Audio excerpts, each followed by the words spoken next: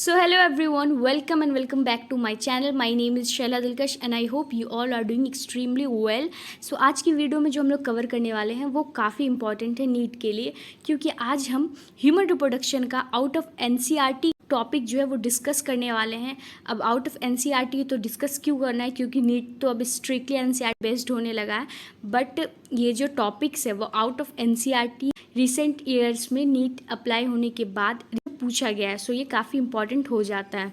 सो आज इस वीडियो में हम लोग उस टॉपिक को कवर करेंगे और प्रीवियस ईयर्स में जो क्वेश्चन पूछे गए हैं उसे भी सॉल्व करेंगे। सो चलिए स्टार्ट करते हैं। सो आज जो टॉपिक हम लोग ह्यूमन रिप्रोडक्शन का कवर करेंगे जो कि आउट ऑफ एनसीईआरटी है वो है कैपेसिटेशन, इक्टोपिक प्रेगनेंसी, हिस्टेरेक्टोमी, नेबेनकर्न, ट्रोफेक्टोडर्म। सो सबसे पहला टर्म है कैपेसिटेशन। सो कैपेसिटेशन है क्या?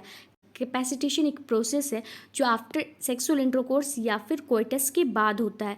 इसमें क्या होता है कि वजाइनल ट्रैक में या फिर रिप्रोडक्टिव ट्रैक में जो है फीमेल के बिफोर फर्टिलाइजेशन होने से पहले कुछ चेंजेस होता है, जिससे स्पर्म को जो है वो हाइपर एक्टिवेट किया जाता है ताकि वो फर्टिलाइजेशन के लिए प्रिपेयर हो सके। और ये कब कहाँ पे होता है? वजाइनल ट्रैक में होता है। सो इसका मेन पर्पस यही होता है कि ये फर्टिलाइजेशन में मोर एफिशिएंटली जो है वो पार्टिसिपेट कर सके, उसकी मोटिलिटी को बढ़ा के। सो कैपेसिटेशन यही होता है। सो सिंपल लैंग्वेज में आफ्टर कोइटस रिप्रोडक्टिव ट्रैक में स्पर्म को जो है वो एक्टिवेट किया जाता है, उसकी मोटिलिटी को जो है वो बढ़ाई जाती है ताकि वो एग को जो है वो फर्टिलाइज कर सके मोर एफिशिएंटली। उसे हम कहते हैं कैपेसिटेशन। ये टर्म जो है वो एनसीईआरटी में नहीं दिया गया, बट इससे क्वेश्चन पूछा गया है। इसके लिए हम लोग क्वेश्चन सॉल्व करते हैं इसका।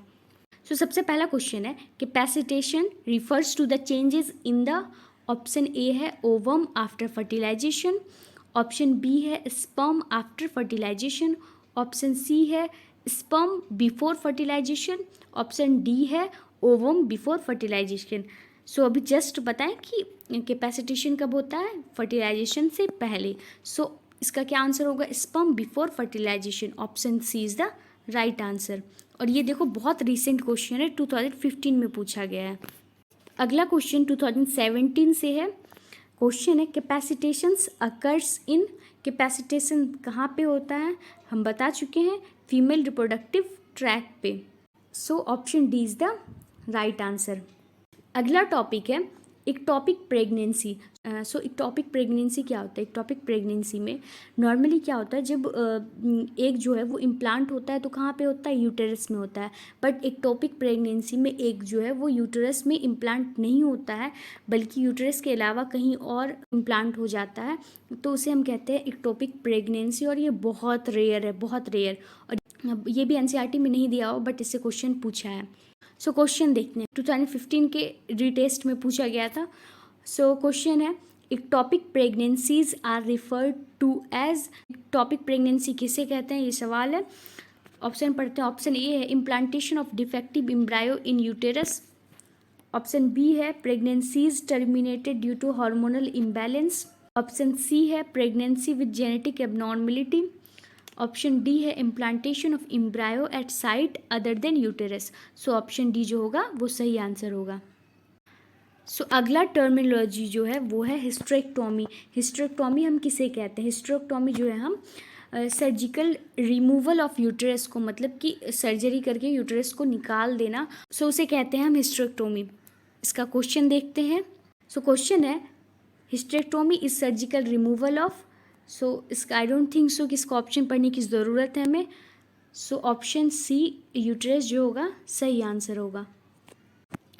सो अगला टॉपिक जो है वो है निबेनकर्न। सो निबेनकर्न क्या होता है कि स्पर्म में जो कॉलर वाला रीजन होता है जिसमें माइटोकॉन्ड्रिया जो गुच्छा बना के रहता है, रैप किया रहता है उस एरिया में स्फेरिकल तरीके से, उसे हम कहते हैं निबेनकर्न।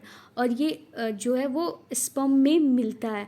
सो ये बहुत छोटा सा टर्म है, बट इससे क्वेश्चन आ चुका है। सो आई थॉट कि इसे इस वीडियो में ऐड करना चाहिए। इसके बाद एक और टर्मिनोलॉजी है वो है, सो इसके बाद जो टर्मिनोलॉजी है वो है ट्रोफैक्टोडर्म। सो ट्रोफैक्टोडर्म हम किसे कहते हैं? जो आउटर लेयर होता है ना मेमेलियन ब्लास्टोसिस्ट का, ब्लास्टोसिस्ट का जो सबसे बाहरी लेयर होता है, जो कि एक्टोडर्म, मेसोडर्म एंड इंडोडर्म के डिफ्रेंशिएशन के बाद बनता है, उसे हम कहते हैं ट्रोफैक्टोडर्म। सो ये टर्म भी आपको ध्यान में रखना है। सो वो दोनों टर्म जो पीछे हम पढ़े उसका हम क्वेश्चन देखते हैं।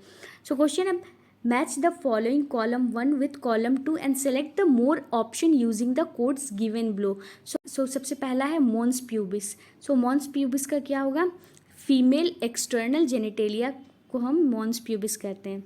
एंट्रम, एंट्रम का क्या होगा, ग्राफियन फॉलिकल। सो ट्रोफैक्टोडर्म का क्या होगा, अभी जस्ट हम लोग पढ़े ट्रोफैक्टोडर्म।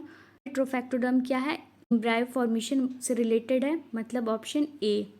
उसके बाद नेबेनकर्ण क्या है, नेबेनकर्ण अभी हम लोग पढ़े स्ट्रक्चर है जो पाया जाता है किसमें, स्पर्म में। दोनों टर्मिनोलॉजी जो है वो यूज़ हो गया। अगला क्वेश्चन जो है उसका टॉपिक तो नहीं है बट सो क्वेश्चन है, which of the following layers in antral follicle is acellular. So कौन सा लेयर है जो एंट्रल फॉलिकल में असेलुलर है। सो इसका आंसर होगा zona pellucida. Option B is the right answer. So thanks for watching this video. I hope you find this video helpful. अगर आपको मॉर्फोलॉजी एंड बायोलॉजिकल क्लासिफिकेशन का शॉर्ट ट्रिक्स चाहिए तो आप मेरे चैनल को चेक कर सकते हैं। Thank you.